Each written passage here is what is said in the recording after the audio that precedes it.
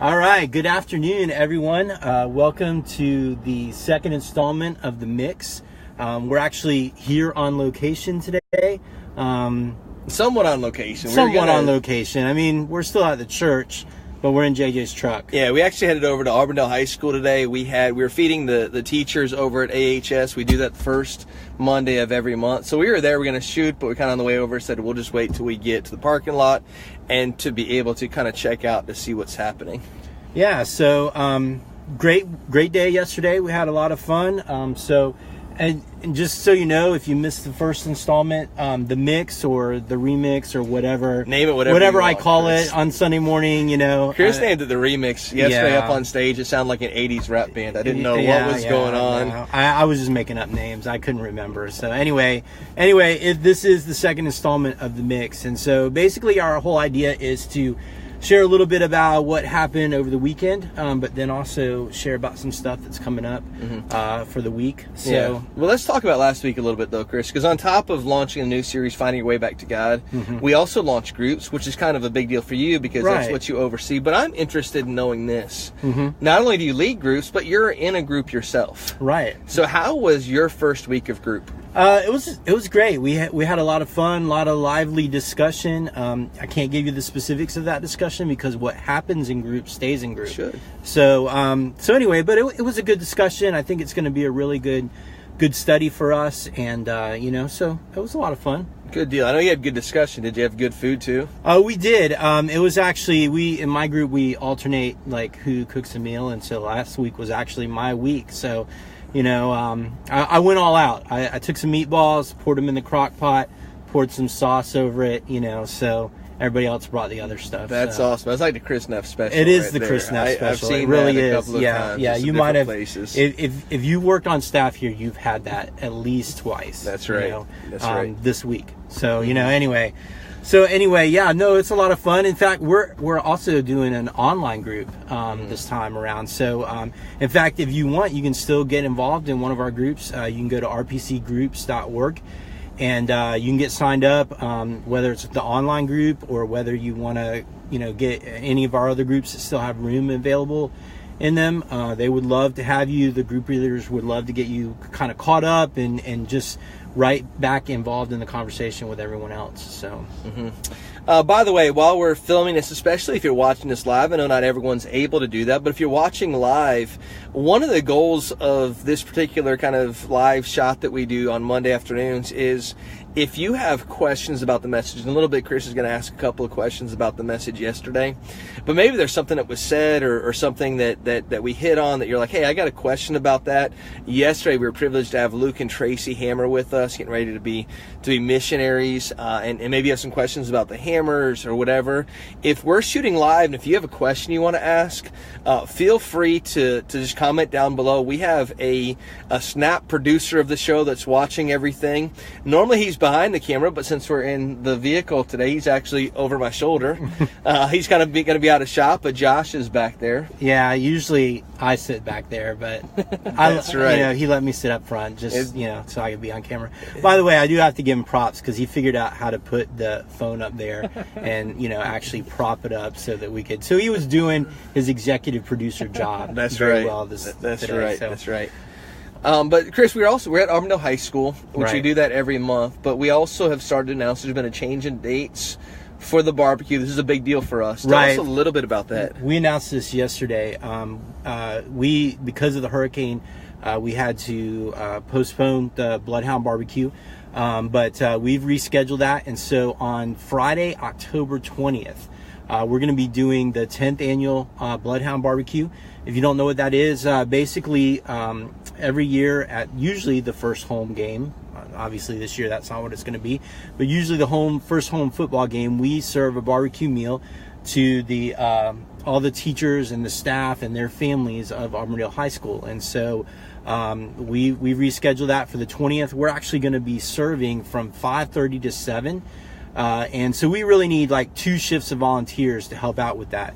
We need a shift that kind of comes in, helps set up, and start serving, and then another shift that comes in a little bit later, serves some more, and then helps clean up afterwards. So you can sign up for either shift or both shifts or however you want to do that.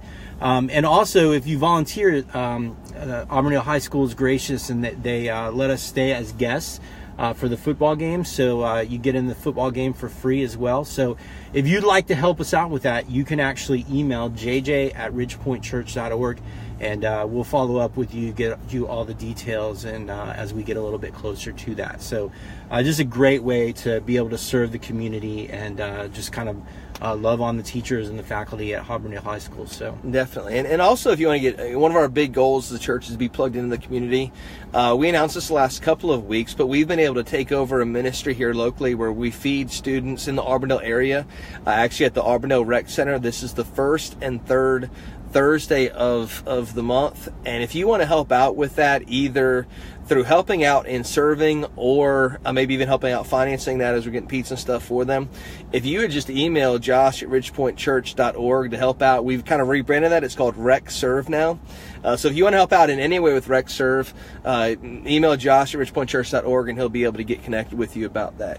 Chris, we forgot to mention, if you're coming to Bloodhound Barbecue, we would definitely recommend, if you don't already have one, get one of the Life is Better Together shirts. We didn't really plan it today, Chris, but we're matching, wearing the shirts. We are matching. And that's why we got to sit up front and be on screen, because Josh did not wear his shirt today. He didn't produce. He did not. Man. So get one of the shirts, wear it, especially stay for the game. It's a great, fun time, a chance to let the community know how much we love and care about them. By the way, we still do have shirts available. They're $15. You can get them on Sunday at the church. Definitely. So one other thing that we announced yesterday and that you definitely need to know about, we are coming up on Status. Status is going to be on Sunday, October 15th.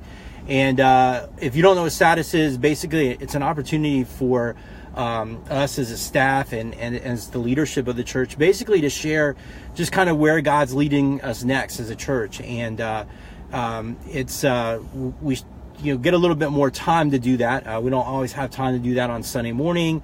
We don't have time to do that on the mix, right. As much as we try to pack into this, we don't have enough time to share all that either. So we would love for you to come out for Status. If you call Ridgepoint Church your church, then you need to be there.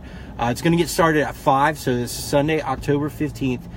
Everything's going to get started at 5. We're going to eat together. In fact, the church is going to provide chicken and drinks, and you guys bring a side or a dessert. You don't have to let us know what. Just let us know you're coming, just so we can plan for the number of people. But you don't have to let us know what. We're okay if it's just chicken and desserts. I mean, because we're bringing that good Publix fried chicken. So yeah, that's true. Good. That's true. So it'll be good. So come out for that. Then after we eat together, we'll share some of that stuff. We usually do a couple songs together, and we'll actually end the night with communion. So it's just a great night as a church, just to kind of get all on the same page and kind of headed in the same direction as we seek to follow God. So yeah, definitely. So good stuff, Chris. So let's talk about this past Sunday, the message and stuff. I know you have some questions about that. Yeah, this was the second week of this new series called Finding Your Way Back to God. And the whole kind of premise of the series is that as we find our way to God, either for the first time or whether we've been doing this for a long time and we just, we've gotten off track and we need to find our way back to Him, that in the process we go through some, like, the series of awakenings. And last week we kicked it all off by talking about the awakening to longing. And so tell me a little bit about yesterday. What awakening did we talk about? And just kind of give us a little recap of that. Yeah, we got to the second awakening, which might be the toughest of all the awakenings for us to realize, and that's an awakening to regret. And it's difficult because in our life we don't want to think about things that we regret. We want to. In fact, there's a lot of pride in the idea that I'm going to live a life with no regrets, and that if I get to a certain spot in my life, I'm just content to be here, and all of my decisions have led me to who I am today. So a lot of people want to live a life and say, I don't have any regrets, because every decision I've made has led me to where I am today, and I'm proud of where I am today. And I understand that logic, and yet that logic is flawed, because along the way, we've either made it hard on other people and we've hurt other people in the process, or we've made it hard on ourselves, harder than it should be. And so the awakening to regret is the idea that we awake at some point and we realize that in God we have the possibility and even the probability of starting over. In fact, that's what kind of this week's prayer was about, was God awaken in me the ability to see the probability that I can start all over again. And so it really is awakening to, sometimes we make bad choices. Mm-hmm. And as we make bad choices, we have to go back and say, God, because of you, because of the grace that you have showered upon us, we now have the ability in you, not in ourselves and in the best motivations that we have, but we have the ability in you to start over. Right. So, I there was one part of the message that really kind of stuck with me, and that was, we were actually reading the verse 2 Corinthians 7:10, and in that Paul talks about, he says, this regret produces sorrow, and there's really kind of two kinds of sorrow. There's worldly sorrow, which is not necessarily good, and then there's this godly sorrow that can be a good sorrow. So talk to me about the difference between those two. Sure. And kind of what they mean in our life. Yeah, the godly sorrow is a good sorrow. Yeah. The godly sorrow starts a process in our life because sorrow is emotion. And we talked about yesterday, there's a word that also has kind of a bad connotation, but the word is repentance, which is actually a good thing. It's a changing of our mind. And the godly sorrow, which is the emotion, leads to the motion of repentance. So it said in that verse, Chris, that godly sorrow leads to repentance, and that repentance leads to salvation. And so the emotion, the godly sorrow, which he differentiates between godly sorrow and the worldly sorrow, the godly sorrow starts a cycle of godly sorrow, repentance, and salvation, whereas the worldly sorrow leads to death. And the difference in the two is that with a worldly sorrow, we have a tendency to feel really bad about ourselves and to feel guilty about ourselves. And that's all it leads. It leads to more guilt and more bad feelings and more bad choices. So the difference in the two is that godly sorrow leads to repentance, which leads to salvation. Worldly sorrow leaves us feeling guilty about who we are, whereas godly sorrow leaves us broken about the things that we did. Okay.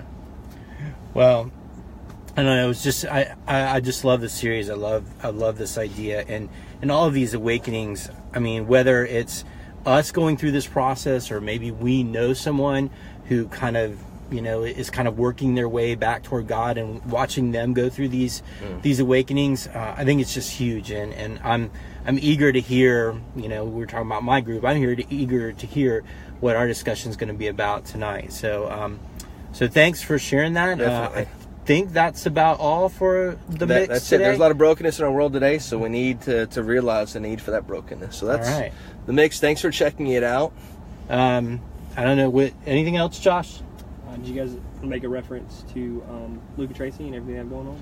Oh yeah, we did mention early on that. Yeah, I did. Josh isn't paying attention to. Yeah, well, he mentioned Luke and Tracy. We didn't really follow up and say if you want to find out more about what Luke and Tracy are going to do and just kind of how you can help, you can let us know. You can send us your email address. Just send us a direct message. Let us know your email address and your name, and we'll make sure you get on their newsletter, sign up, because I know a lot of them did that yesterday, but if they missed out, we had a great response. We did have a great response. Great Sunday. Yeah, absolutely. If you weren't there, there are going to be missionaries to Papua New Guinea flying seaplanes to help out with just people that need assistance there in Papua New Guinea, flying for medical attention and stuff like that. So incredible organization. Check out. Let us know if you want to be part of that mailing list. We'll let you know about Luke and Tracy Hammer, missionaries right here from Ridgepoint Church. All right. I think that's it. That's it. Thanks for joining us for the second installment of The Mix. We'll see you next week. Seriously, guys? Come on. Y'all have a great week. Gosh.